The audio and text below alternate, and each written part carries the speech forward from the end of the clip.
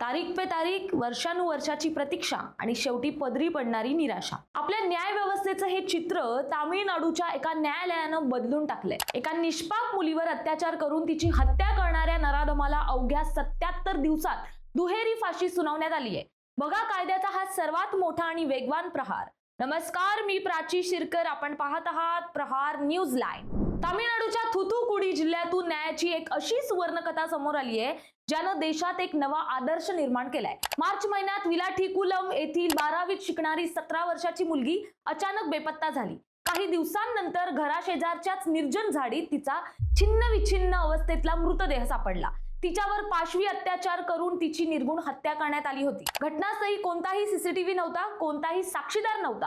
हा पूर्णपणे एक ब्लाइंड मर्डर केस होता. मात्र पोलिसांनी हार मानली नाहीये. पोलिसांनी 10 विशेष पथकं तयार केली.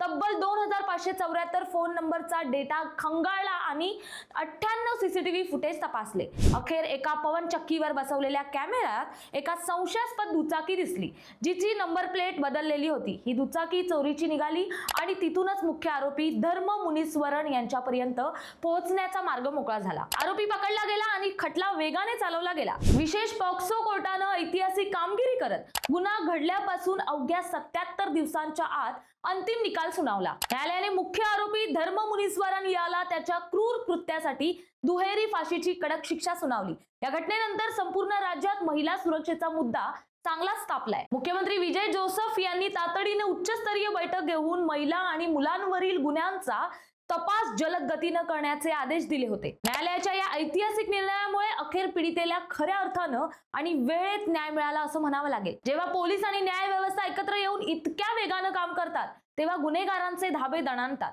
थुथुकुडीच्या न्यायालयानं दिलेला हा निर्णय देशातील इतर प्रलंबित खटल्यांसाठी एक मैलाचा दगड ठरेल. वेळेत मिळालेला न्याय हाच खऱ्या अर्थानं गुन्हेगारी प्रवृत्तीला समूळ नष्ट करू शकतो.